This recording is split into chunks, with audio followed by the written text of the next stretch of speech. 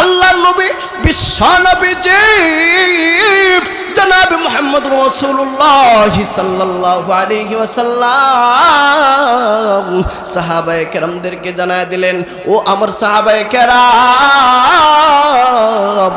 কাল কিয়ামতের কঠিন ময়দানে এই কোরআন এমন সুপারিশকারী হবে যার চাইতে বড় সুপারিশকারী আর কেউ হবে না। সাহাবায়ে কেরামরা জিজ্ঞাসা করে, ইয়া রাসূলুল্লাহ, ইয়া হাবিবাল্লাহ, নবী গো, আপনার চাইতেও কি কোরআন বড় সুপারিশকারী হবে? নবীদের চাইতেও কি কোরআন বড় সুপারিশকারী হবে কিনা? আল্লাহর নবী যে বলেন, লা নাবিয়ুন ওয়ালা মালাকুন ওয়ালা গায়রুহু, বলে এই কাল কিয়ামতের কঠিন ময়দানে এই কোরআন এমন সুপারিশকারী হবে বলে যার সুপারিশ নবীদের চাইতেও গ্রহণযোগ্য বেশি হবে। যারা বলেন সুবহানাল্লাহ। এ মুসলমান বন্ধু, তার কারণটা কি? কারণ এই কোরআন হচ্ছে কালামুল্লাহ, আল্লাহর কালাম, আর আল্লাহর কালাম হলো গায়রে মাখলুক। যারা বলেন গায়রে মাখলুক, কথা বলেন ঠিক কিনা? এ মুসলমান বন্ধু, আর এই কোরআন হচ্ছে গায়রে মাখলুক, যা আল্লাহ পাকের একটা সিফত, আর আল্লাহ পাকের সিফত সমস্ত মাখলুকের চাইতে বেশি। কথা বলেন ঠিক কিনা? আল্লাহ নবী বিশ্ব নবীজি জানায় দিলেন, ওই কাল কিয়ামতের কঠিন ময়দানে নবীদের চাইতেও, সমস্ত ফেরেশতাদের চাইতেও, এবং আরো যারা সুপারিশ করবে তাদের চাইতেও বড় সুপারিশকারী হবে কোরআন। যারা বলেন সুবহানাল্লাহ। এ মুসলমান বন্ধু, এই কোরআন কাদের পক্ষে কথা বলবে আর কাদের বিপক্ষে কথা বলবে জানার দরকার আছে না নাই? নবীজি বলেন, ওয়াকালান নবী সাল্লাল্লাহু আলাইহি ওয়াসাল্লাম, মান জাআলাহু আমামাহু কাদাহু ইলাল জান্নাহ। দুনিয়ার জমিনে যে সমস্ত বান্দা বান্দিরা কোরআনকে সামনে রাখবে, জোরে বলেন কাকে? কোরআনকে সামনে রাখবে। এখন কোরআনকে সামনে রাখার অর্থ কি? বলে এইভাবে কোরআনকে সামনে রাখলাম, বলে না না না, বলে এইভাবে সামনে রাখার অর্থ না, বরং কোরআনকে সামনে রাখার অর্থ হলো কোরআনের হক আদায় করা। আমি আপনাদের সম্মুখে মহাগ্রন্থ আল কোরআনুল কারীমের সূরাতুল মুমিনুনের 115 নম্বর আয়াতে কারিমা তিলাওয়াত করেছি এবং রাসূল আকরাম সাল্লাল্লাহু আলাইহি ওয়াসাল্লামের অসংখ্য অগণিত হাদিস সমূহের মধ্যে থেকে একটা হাদিস পাঠ করেছি। আল্লাহ তাআলা তৌফিক দিলে এই আয়াত এবং হাদিসকে কেন্দ্র করে কোরআন ও হাদিস থেকে কিছু গুরুত্বপূর্ণ কথা বলবো। আপনারা সকলেই শুনতে রাজি আছেন তো ইনশাআল্লাহ? সবাই রাজি আছেন তো ইনশাআল্লাহ?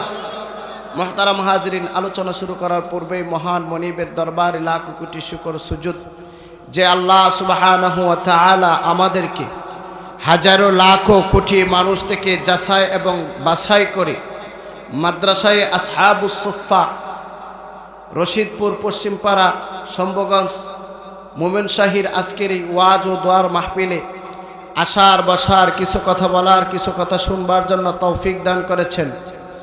এই জন্য আমরা সকলেই কালিমাতুশ শুকুর আদায় করি। সকলে পড়ে আলহামদুলিল্লাহ। আরো জোরে বলেন আলহামদুলিল্লাহ।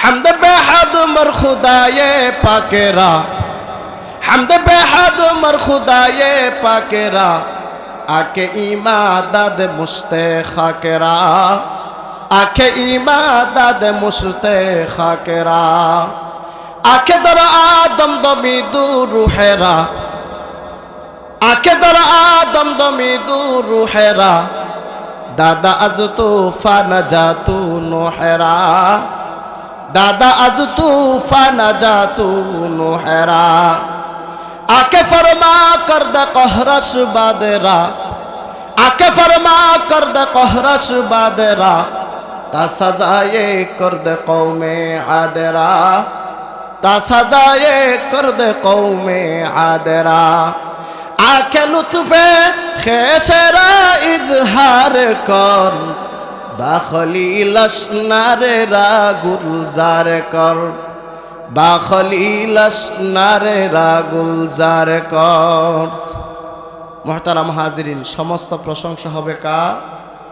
আরো যারা বলেন কার? সুখে দুঃখে সদা সর্বদাই প্রশংসা করতে হবে কার?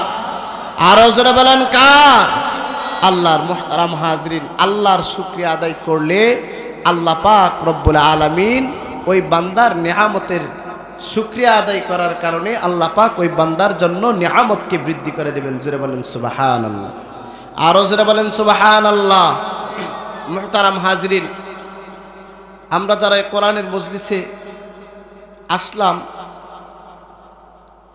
কিসের মজলিসে আসলাম? কোরআনের মজলিস। নবীজি হাদিস শরীফের মধ্যে বলেছেন, এই কোরআন কাল কিয়ামতের কঠিন ময়দানে দুইটা রূপ ধারণ করবে। জোরে বলেন কয়টা রূপ? এক নাম্বার হলো কোরআন রূপ ধারণ করবে সুপারিশকারী, এক নাম্বার সুপারিশকারী। দুই নাম্বার কোরআন রূপ ধারণ করবে তর্ককারী। এই কোরআন কাল কিয়ামতের কঠিন ময়দানে কিছু সংখ্যক মানুষকে টেনে টেনে জান্নাতে নিয়ে যাবে, আবার কিছু কিছু মানুষকে এই কোরআন টেনে টেনে জাহান্নামে নিয়ে যাবে। যারা বলেন নাউজুবিল্লাহ। তাহলে আমরা জান্নাতে যাইতে চাই নাকি জাহান্নামে যাইতে চাই? আরো যারা বলেন জান্নাতে যাইতে চাই নাকি জাহান্নামে যাইতে চাই? তাহলে এই কোরআন কাদেরকে জান্নাতে নিয়ে যাবে আর কাদেরকে জাহান্নামে নিয়ে যাবে, এই বিষয়টা আমাদের জানার দরকার আছে না নাই? কথা বলেন। মুহতারাম হাজরিন, আল্লাহ নবী হাদিস শরীফের মধ্যে বলেন, وقال النبي صلى الله عليه وسلم القرآن شافع مشفع وماحل مصدق من جعله أمامه قاده إلى الجنة ومن جعله خلف ظهره ساكته إلى النار أو كما قال عليه الصلاة والسلام। আল্লাহর নবী বিশ্বনবীজি জনাবে মুহাম্মদ রাসূলুল্লাহ সাল্লাল্লাহু আলাইহি ওয়াসাল্লাম হাদিস শরীফের মধ্যে বলেন, আল কুরআনু শাফিউন মুশাফফাউন وماحل مصدق من جعله أمامه قاده إلى الجنة ومن جعله خلف ظهره ساقته إلى النار। আল্লাহর নবী বিশ্ব নবীজি জনাবে মুহাম্মদ রাসূলুল্লাহ সাল্লাল্লাহু আলাইহি ওয়াসাল্লাম বলেন, কাল কিয়ামতের কঠিন ময়দানে এই কোরআন এমন সুপারিশকারী হবে যার সুপারিশকে আল্লাহ পাক রব্বুল আলামিন কবুল করে নেবেন। জোরে বলেন সুবহানাল্লাহ। এরপরে আল্লাহর নবী বিশ্ব নবীজি জনাব মুহাম্মদ রাসূলুল্লাহ সাল্লাল্লাহু আলাইহি ওয়াসাল্লাম বলেন, ওই কাল কিয়ামতের কঠিন ময়দানে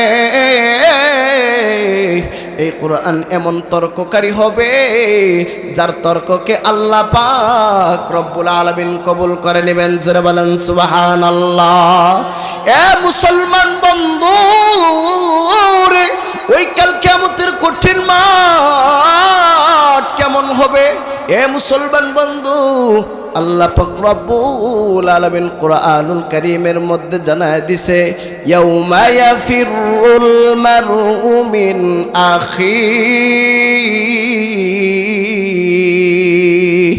আল্লাহ পাক রব্বুল আলামিন কোরআনুল কারীমের মধ্যে জানায় দিছে, ওই কাল কিয়ামতের কঠিন ময়দানটা এমন হবে যেই কাল কিয়ামতের কঠিন ময়দানে মা তার সন্তানকে চিনবে না, সন্তান তার জন্মদাতা মাকে চিনবে না।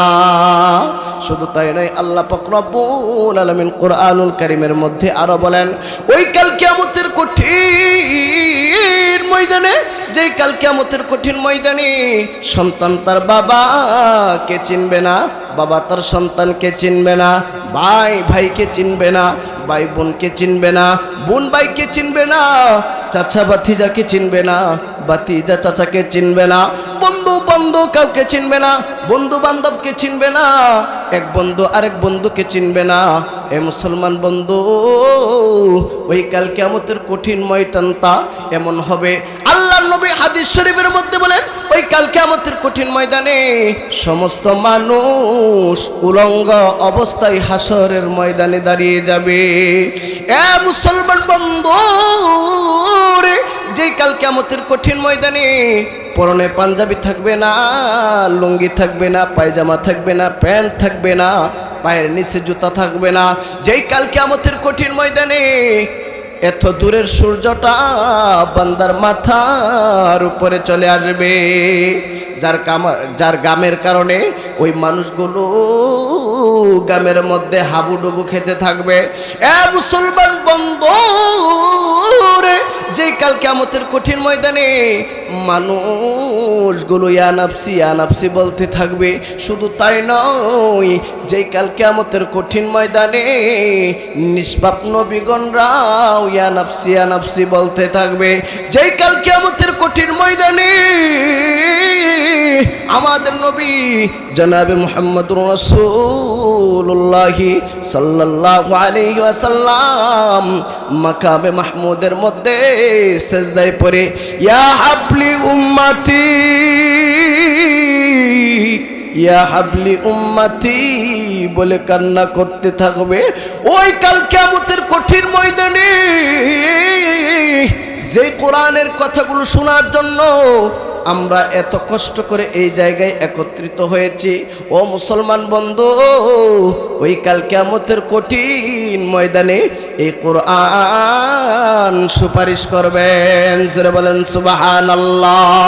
এ মুসলমান বন্ধু রে, কাদের পক্ষে কথা বলবে, কাদের বিপক্ষে কথা বলবে তা জানার আগে এই কোরআন কেমন সুপারিশকারী হবে, এর কোরআনের চাইতে বড় সুপারিশকারী আর কেউ থাকবে কিনা, এই বিষয়টা আমাদের জানার দরকার আছে না নাই? এ মুসলমান বন্ধু রে, এই বিষয়টা শুধু আমাদের মনে জাগ্রত হয় না, জানার জন্য আজ থেকে 1400 বছর পূর্বে সাহাবায়ে কেরামরা নবীজিকে প্রশ্ন করলেন, ইয়া রাসূলুল্লাহ, ইয়া হাবিবাল্লাহ, নবী গো, আমরা জানতে চাই এই কোরআন কেমন সুপারিশকারী হবে। আল্লাহর নবী হাদিস শরীফের মধ্যে বলেন, ওয়াকালান নাবিয়্যু সাল্লাল্লাহু আলাইহি ওয়াসাল্লাম মা মিন শাফিইন আ'যামা মানজিলাতান ইনদাল্লাহি ইয়াওমাল কিয়ামা লা নাবিয়্যুন ওয়ালা মালাকুন ওয়ালা গায়রুহু আও কামা ক্বালা আলাইহিস সালাতু ওয়াস সালাম। আল্লাহর নবী বিশ্ব নবীজি জনাব মুহাম্মদুর রাসূলুল্লাহ সাল্লাল্লাহু আলাইহি ওয়াসাল্লাম সাহাবায়ে কেরামদেরকে জানায় দিলেন, ও আমার সাহাবায়ে কেরাম, কাল কিয়ামতের কঠিন ময়দানে এই কোরআন এমন সুপারিশকারী হবে যার চাইতে বড় সুপারিশকারী আর কেউ হবে না। সাহাবায়ে কেরামরা জিজ্ঞাসা করে, ইয়া রাসূলুল্লাহ, ইয়া হাবিবাল্লাহ, নবী গো, আপনার চাইতেও কি কোরআন বড় সুপারিশকারী হবে? নবীদের চাইতেও কি কোরআন বড় সুপারিশকারী হবে কিনা? আল্লাহর নবী যে বলেন, লা নাবিয়্যুন ওয়ালা মালাকুন ওয়ালা গায়রুহু, বলে এই কাল কিয়ামতের কঠিন ময়দানে এই কোরআন এমন সুপারিশকারী হবে বলে যার সুপারিশ নবীদের চাইতেও গ্রহণযোগ্য বেশি হবে। যারা বলেন সুবহানাল্লাহ। এ মুসলমান বন্ধু, তার কারণটা কি? কারণ এই কোরআন হচ্ছে কালামুল্লাহ, আল্লাহর কালাম, আর আল্লাহর কালাম হলো গায়রে মাখলুক। যারা বলেন গায়রে মাখলুক, কথা বলেন ঠিক কিনা? এ মুসলমান বন্ধু, আর এই কোরআন হচ্ছে গায়রে মাখলুক, যা আল্লাহ পাকের একটা সিফত, আর আল্লাহ পাকের সিফত সমস্ত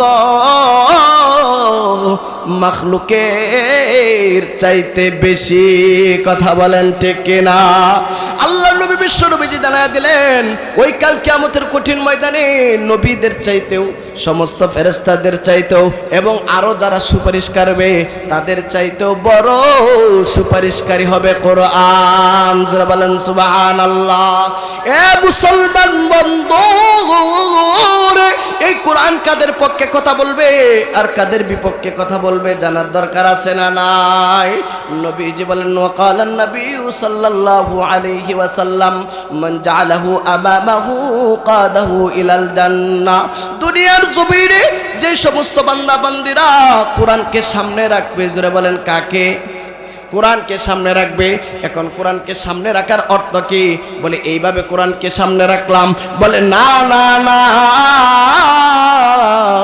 বলে এইভাবে সামনে রাখার অর্থ না, বরং কোরআনকে সামনে রাখার অর্থ হলো কোরআনের হক আদায় করা।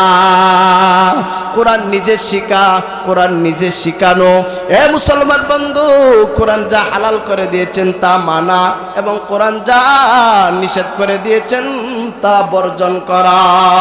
কোরআন যারা পড়ে, কোরআন যারা পড়ায়, কোরআনের তাফসীর যারা করে, কোরআনের তাফসীর যেই জায়গায় শেখানো হয়, কোরআনের কথাগুলো যেই সমস্ত মানুষগুলো দুনিয়ার কাজকর্ম রেখে কোরআনের কথা শোনার জন্য কষ্ট করে বাড়ির থেকে মজলিসের দিকে আসে, যেই সমস্ত মানুষ দুনিয়ার জমিনকে কোরআন, দুনিয়ার জমিনে কোরআনকে প্রাধান্য দিবে, ওই সমস্ত মানুষদেরকে কাল কিয়ামতের কঠিন ময়দানে কোরআন টেনে টেনে জান্নাতের মধ্যে নিয়ে যাবে। যারা বলেন সুবহানাল্লাহ। এ মুসলমান বন্ধু, কোরআন কাদেরকে টেনে টেনে জাহান্নামে নিয়ে যাবে? নবীজি বলেন ওয়ামান জাআলাহু খালফা যহরিহি সাকাতাহু ইলান নার।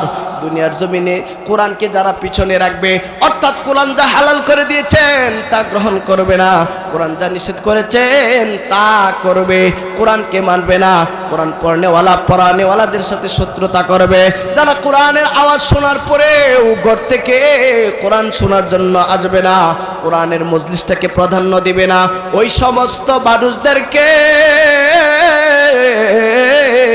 কাল কিয়ামতের কঠিন ময়দানে এই কোরআন তাদের বিপক্ষে কথা বলে তাদেরকে টেনে টেনে ওই জাহান্নামের মধ্যে নিয়ে যাবে। এই জন্য মুহতারাম হাজিরিন, তাহলে আপনারাই বলুন, আমরা কোরআনকে সামনে রেখে, কোরআনকে প্রাধান্য দিয়ে আমরা জান্নাতে থাকতে চাই নাকি জাহান্নামের আগুনে জ্বলতে চাই? আরো যারা বলেন জান্নাতে থাকতে চায় না জাহান্নামে যাইতে চায়। এ মুসলমান বন্ধু, দিল দিয়া কথাগুলো শুনবেন, একটু চেষ্টা করবেন এক ফোঁটা চোখের পানি জড়াইতে পারেন কিনা। কারণ কাল কিয়ামতের কঠিন ময়দানে যখন জাহান্নাম আমাদেরকে পাকড়াও করতে আসবে, জাহান্নাম যখন কঠিন হুঙ্কার দেবে, তখন আল্লাহ পাক রব্বুল আলামিন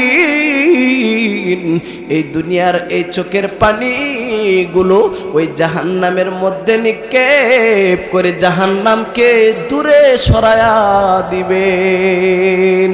এই জন্য মুসলমান বাবাজিরা গভীর মনোযোগ দিয়া কথাগুলো শুনবেন। এ মুসলমান বন্ধু, তাহলে আমরা কোরআনের সৈনিক হইতে চাই কি চাই না? আরো যারা বলেন কোরআনের সৈনিক হইতে চাই কি চাই না? ও মুসলমান বন্ধু, এই কোরআনের জন্য যদি নিজের জীবন দিতে হয়, নিজের তাজা রক্ত ঢেলে যদি দিতে হয়, কারা কারা প্রস্তুত আছেন নিজের তাজা রক্ত ঢেলে দিয়ে হলেও কোরআনের ইজ্জত রক্ষা করবেন? দুইটা হাত তুলে আল্লাহকে দেখান। কোরআনের সৈনিক সবাই হইতে চায়? সবাই হইতে চায়? তাহলে আমার সাথে সাথে বলেন, আল কোরআনের সৈনিক মোরা আনবো আলোর বান। বলেন, আল কোরআনের সৈনিক মোরা আনবো আলোর বান, সত্যনের বলবো কথা গাইব তারি গান, সত্যনের বলবো কথা গাইব তারি গান। দূর করিব দিক বেদিকের সকল আধার কালো, মুদের আলোয় বসুন্ধরা করবে ঝলমল। দূর করিব দিক বেদিকের সকল আধার কালো, মুদের আলোয় এই এলাকা করবে ঝলমল। সারা জীবন দিনের পথে দিয়ে যাব প্রাণ সত্যনের বলবো কথা গাইব তারি গান সত্যনের বলবো কথা গাইব তারি গান অশ্লীলতা রুকব মাদক করব নিরাময় আলুর পথে ডাকতে মানুষ নেই কামুদের ভয় আমাদের কোনো ভয় আছে আরো যারা বলেন কোনো ভয় আছে অশ্লীলতা রুকব মাদক করব নিরাময় আলুর পথে ডাকতে মানুষ নেই কামুদের ভয় সারা জীবন দিনের পথে দিয়ে যাব প্রাণ সারা জীবন দিনের পথে দিয়ে যাব প্রাণ সত্যনের বলবো কথা গাইব তারি গান সত্যনের বলবো কথা গাইব তারি গান আল কোরআনের পথে তোরা আইরে ছুটে আয় এ পথ ছাড়া অন্য পথে শান্তি যে আর নাই আল কোরআনের পথে তোরা আইরে ছুটে আয় এ পথ ছাড়া অন্য পথে শান্তি যে আর নাই খুদার রাহে নবীর পথে চলবো আমরণ খুদার রাহে নবীর পথে চলবো আমরণ সত্যনের বলবো কথা গাইব তারি গান সত্যনের বলবো কথা গাইব তারি গান ছোট বড় সবার কাছে দোয়া চেয়ে যাই আল্লাহর ওলি আহমদ শফির মাতা হতে চাই ছোট বড় সবার কাছে দোয়া চেয়ে যাই আল্লাহর ওলি আহমদ শফির মতো হতে চাই আহমদ শফির মতো খুদা রেখো মুদের মান আহমদ শফির মতো খুদা রেখো মুদের মান সত্যনের বলবো কথা গাইব তারি গান সত্যনের বলবো কথা গাইব তারি গান সত্যনের বলবো কথা গাইব তারি গান জোরে বলেন আল্লাহুম্মা আমিন আরো জোরে বলেন আল্লাহুম্মা আমিন মুহতারাম হাজিরিন তাহলে আমরা যারা কোরআনের মজলিসে আসলাম তাহলে এই আশাতে আমরা লাভবান হয়েছি না ক্ষতিগ্রস্ত হয়েছি আরো যারা বলেন লাভবান হয়েছি না ক্ষতিগ্রস্ত হয়েছি তাহলে আসুন এই লাভের মুহূর্তে আরো একবার কালিমাতুশ শুকর আদায় করি সকলে বলে আলহামদুলিল্লাহ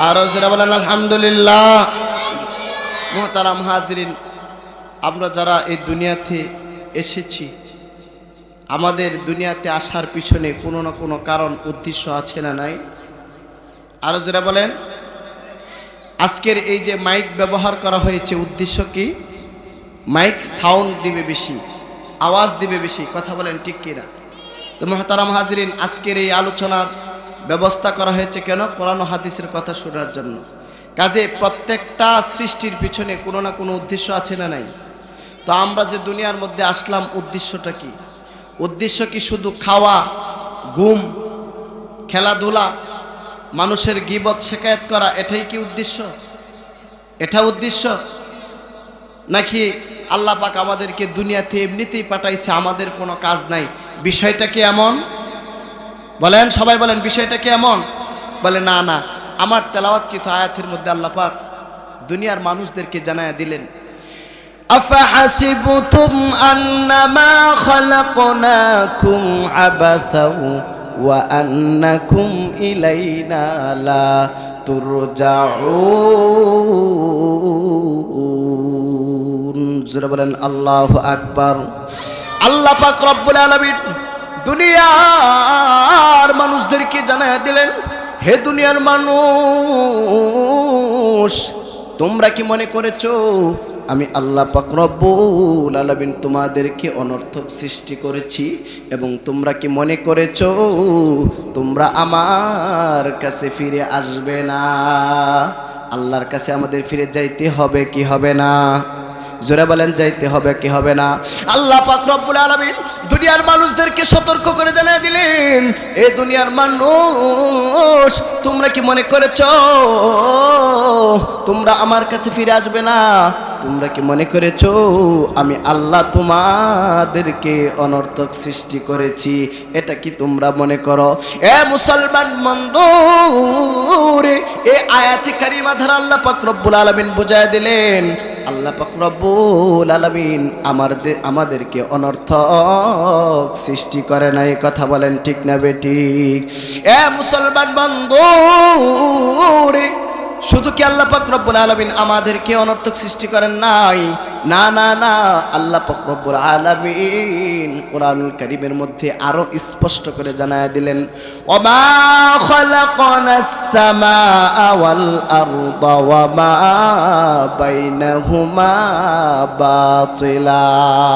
আল্লাহ পাক রব্বুল আলামিন আরো স্পষ্ট করে জানায় দিলেন, হে দুনিয়ার মানুষ, ওমা খালাকনাস সামাআ ওয়াল আরদা ওয়া মা বাইনাহুমা বাতিলা।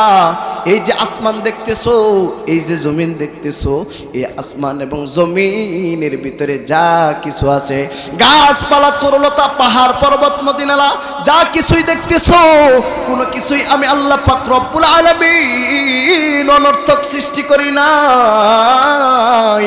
তাহলে প্রথম আয়াতে আল্লাহ বললেন আমাদেরকে অনর্থক সৃষ্টি করে নাই। এবার দ্বিতীয় আয়াতে আল্লাহ বলতেছেন শুধু তোমাদেরকে না, আসমান এবং জমিন, এই আসমান এবং জমিনের ভিতরে যা কিছু আছে কোনো কিছুই আমি আল্লাহ অনর্থক সৃষ্টি করি নাই। তাহলে ও মুসলমান বন্ধু, তাহলে আল্লাহ পাক আমাদেরকে কেন সৃষ্টি করলেন এবং সমস্ত আসমান জমিনের ভিতরে যা কিছু কেন সৃষ্টি করলেন জানার দরকার আছে না নাই? এই প্রশ্নটা আমাদের মনে জাগ্রত হয় কি হয় না? এ মুসলমান বন্ধু রে, এই প্রশ্নটা শুধু আমাদের মনে না, আজ থেকে 1400 বছর পূর্বে সাহাবায়ে কেরামদের মনেও প্রশ্ন জাগ্রত হয়েছিল। সাহাবায়ে কেরামরা আল্লাহর নবী, বিশ্ব নবীজি জনাবে মুহাম্মদুর রাসূলুল্লাহ সাল্লাল্লাহু আলাইহি ওয়াসাল্লামকে প্রশ্ন করলেন, ইয়া রাসূলুল্লাহ, ইয়া হাবিবাল্লাহ, নবী গো, এই আসমান এবং জমিন, এই আসমান এবং জমিনের ভিতরে যা কিছু আছে, অর্থাৎ পৃথিবীটাকে আল্লাহ পাক রব্বুল আলামিনকে কেন সৃষ্টি করলেন, আর আমাদেরকে আল্লাহ পাক রব্বুল আলামিন কেন সৃষ্টি করলেন? এই প্রশ্ন যখন সাহাবায়ে কেরামরা নবীজিকে করলেন, তখন নবীজি ডাক দেয়া বলেন, আদ-দুনিয়া খুলিকাত লাকুম ওয়া আনতুম খুলিকতুম লিল আখিরাহ। আল্লাহর নবী, বিশ্ব নবীজি জনাবে মুহাম্মদুর রাসূলুল্লাহ সাল্লাল্লাহু আলাইহি ওয়াসাল্লাম জানায় দিলেন, হে দুনিয়ার মানুষ, ও আমার সাহাবায়ে কেরামরা, আল্লাহ পাক রব্বুল আলামিন এই যে আসমান এবং জমিন দেখতেছো, এই আসমান এবং জমিনের ভিতরে যা কিছু আছে, এই সব কিছু আল্লাহ পাক রব্বুল আলামিন সৃষ্টি করেছেন তোমাদের জন্য। জোরে বলেন সুবহানাল্লাহ। আতানা গুফতা জিবরাইল, মুস্তাফা হরগিজ না গুফতা, তানা গুফতা জিবরাইল, জিবরাইল হরগিজ না গুফতা, তানা গুফতা রব্বুল জলিল। কবি বলতেছেন মুহাম্মদুর রাসূলুল্লাহ সাল্লাল্লাহু আলাইহি ওয়াসাল্লাম ততক্ষণ পর্যন্ত কোনো কিছু বলেন না যতক্ষণ পর্যন্ত না হযরতে জিবরাইল বলেন। জিবরাইল আলাইহিস সালাতু ওয়াস সালাম ততক্ষণ পর্যন্ত বলে না যতক্ষণ পর্যন্ত না আসমান জমিনের মালিক আমার আল্লাহ বলেন। তাহলে এই জবাবটা কার জবাব? আল্লাহর জবাব। ও মুসলমান বন্ধু রে, এই জবাবটা মাত্র হাদিস দিয়ে দিলাম, এবার আল্লাহর কোরআন থেকে জানার দরকার আছে না নাই? আল্লাহ পাক রব্বুল আলামিন কোরআনুল কারীমের মধ্যে জানায় দিলেন, হুয়াল্লাযী খালাকা লাকুম মা ফিল আরদি জামিআ,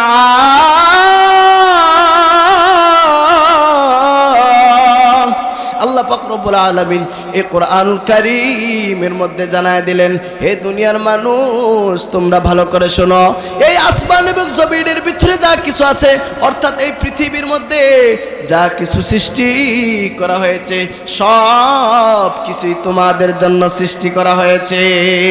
আর তোমাদেরকে কেন সৃষ্টি করা হয়েছে আল্লাহ পাক রব্বুল আলামিন কোরআনুল কারীমের মধ্যে জানায় দেয়, ওয়ামা খালাকতুল জিন্না ওয়াল ইনসা ইল্লা লিয়াবুদুন। জোরে বলেন আল্লাহু আকবার। আল্লাহ পাক রব্বুল আলামিন দুনিয়ার মানুষদেরকে জানায় দিলেন, হে দুনিয়ার মানুষ, আমি আল্লাহ পাক রব্বুল আলামিন তোমাদেরকে এবং জিনজাতিদেরকে সৃষ্টি করেছি একমাত্র শুধুমাত্র আমার ইবাদত করার জন্য। যারা বলেন ইবাদত করতে হবে কার? আরো যারা বলেন ইবাদত করতে হবে কার? এ মুসলমান বন্ধু রে, এই ইবাদত আমাদের কতদিন পর্যন্ত করতে হবে? এই ইবাদত কি শুধু একদিন করলেই হবে, 2 দিন করলেই হবে, সপ্তাহে একদিন জুমার নামাজ আদায় করলেই হয়ে যাবে? বলে না না না, এই ইবাদত কতদিন পর্যন্ত করতে হবে আমাদের জানার দরকার আছে না নাই? আল্লাহ পাক রব্বুল আলামিন কোরআনুল কারীমের মধ্যে জানায় দিলেন, ওয়া'বুদ রাব্বাকা হাত্তা ইয়াতিয়াকাল ইয়াকিন।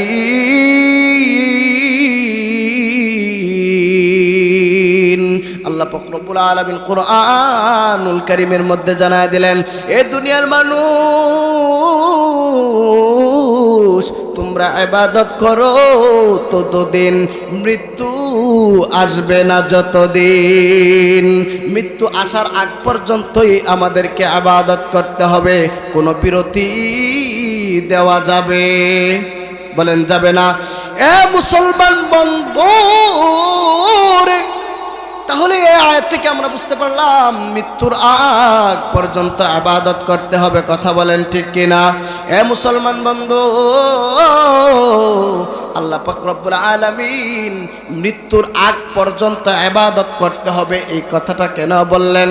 এই ব্যাখ্যা আল্লাহর নবী হাদিস শরীফের মধ্যে দিয়েছেন।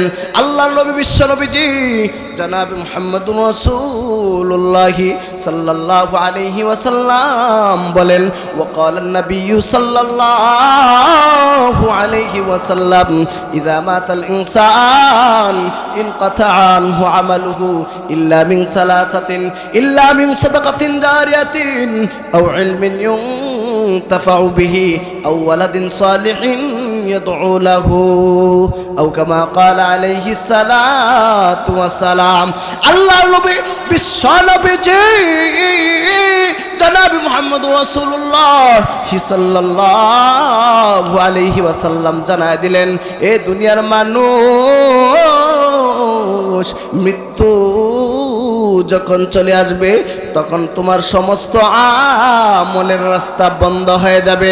মৃত্যু চলে আসলে ইবাদত করার আর কোনো সুযোগও থাকবে না। এই জন্য যদি ইবাদত করতে চাও এই দুনিয়ার জমিনে ইবাদত করতে হবে। কথা বলেন ঠিক কিনা? এ মুসলমান বন্ধু, এরপরে নবীজি বলেন, এমন 3টা ইবাদত আছে, এমন 3টা আমল আছে, যে 3টা আমল এই দুনিয়ার জমিনে যারা করতে পারবে তার সওয়াব কবরে যাওয়ার পরেও কিয়ামত পর্যন্ত তার সওয়াব কবরে শুয়ে শুয়ে পেতে থাকবে। জোরে বলেন সুবহানাল্লাহ। 1 নাম্বার হলো সাদকায়ে জারিয়া। জোরে বলেন 1 নাম্বার কি? সাদকায়ে জারিয়া। 2 নাম্বার হলো নেক সন্তান। 3 নাম্বার হলো উপকৃত ইলম।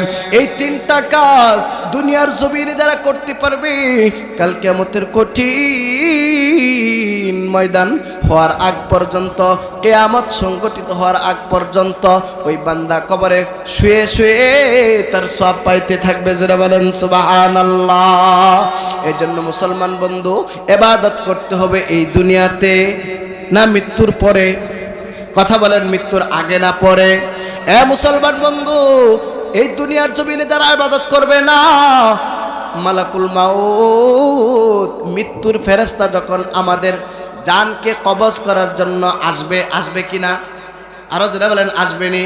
এ মুসলমান বন্ধু রে, ওই মৃত্যুর ফেরেশতা যখন আমাদের সামনে চলে আসবে, তখন দুনিয়ার জমিনে যে সমস্ত বান্দা বান্দিরা ইবাদত করে নাই, আল্লাহর হুকুম পালন করে নাই, ওই সমস্ত বান্দা বান্দিরা ওই মৃত্যুর ফেরেশতাকে দেখার পরে তাদের রবকে ডাক দিয়ে বলবে, ফায়াকুল রব্বি লাউলা আখারতানি ইলা আজালিন করিব فأصدق وأكن من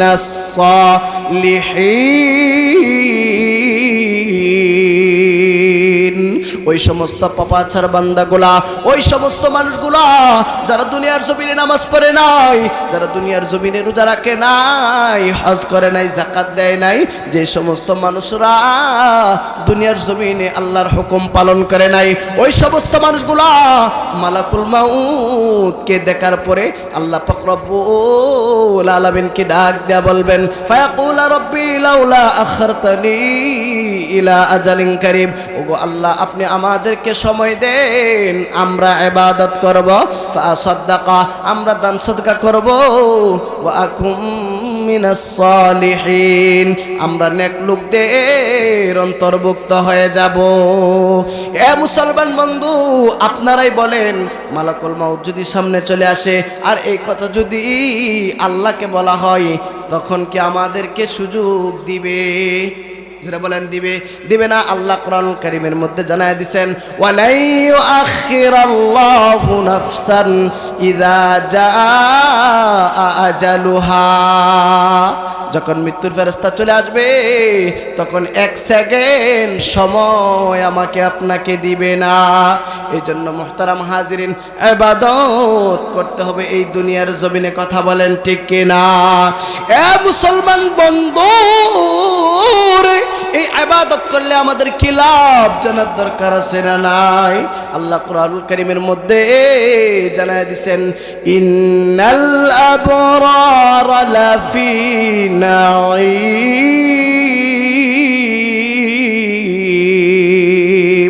আল্লাহ কোরআনুল কারীমের মধ্যে জানায় দিছে, এই দুনিয়ার জমিনে যারা ইবাদত করবে, আমার আল্লাহ পাক রব্বুল আলামিন তাদেরকে জান্নাত দান করবেন। জোরে বলেন সুবহানাল্লাহ। আমরা জান্নাতে যাইতে চাই কি চাই না? এ মুসলমান বন্ধু, ওই জান্নাতটা কেমন হবে আমাদের জানার দরকার আছে না নাই? প্রথমে আমরা জানবো ওই জান্নাতটা কত বড় হবে। নবী যে হাদিস শরীফের মধ্যে বলেন, ওই জান্নাতটা এত বড় হবে, তা বোঝার জন্য একটা হাদিসের অংশ বুঝতে হবে। আল্লাহ নবী বিশ্বনবী বলেছেন, জান্নাতের মধ্যে যে গাছগুলো হবে, ওই গাছের একটা ডাল এত বিশাল হবে, বলে একটা তেজ রফতার ঘোড়া 100 বছর পর্যন্ত দৌড়াইবে, এরপরে ওই গাছের একটা ডাল অতিক্রম করতে পারবে না।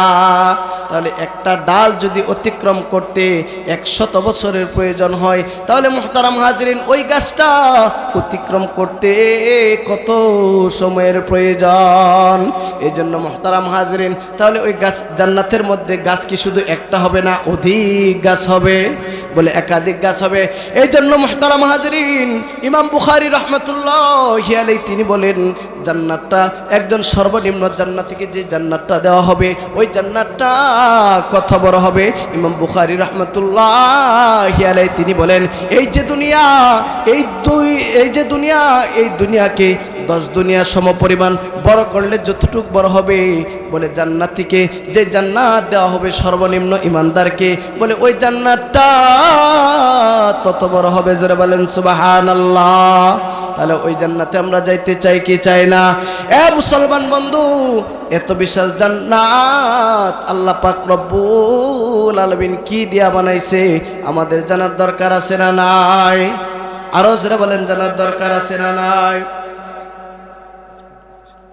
এ এই মুসলমান বন্ধু, হাদিস শরীফের মধ্যে আল্লাহর নবীজি বলেছেন, ওয়াকাল নবী সাল্লাল্লাহু আলাইহি ওয়াসাল্লাম, নবীজি হাদিস শরীফের মধ্যে বলেন, লাবিনাতুম মিন ফিদ্দাতিন ওয়া লাবিনাতুম মিন যাহাবিন ওয়া মিলাতুহাল মিসকুল আযফার ওয়া হাসবাউহাল লুলু ওয়াল ইয়াকুত। আল্লাহর নবী বিশ্ব নবীজি জনাব মুহাম্মদুর রাসূলুল্লাহ সাল্লাল্লাহু আলাইহি ওয়াসাল্লাম দুনিয়ার মানুষদেরকে জানায় দিলেন, ও দুনিয়ার মানুষ, ওই জান্নাতে তৈরি করতে যে ইটগুলো ব্যবহার করা হবে, ওই ইটগুলো হবে, কিছু ইট হবে রূপার আর কিছু ইট হবে স্বর্ণের। জোরে বলেন সুবহানাল্লাহ।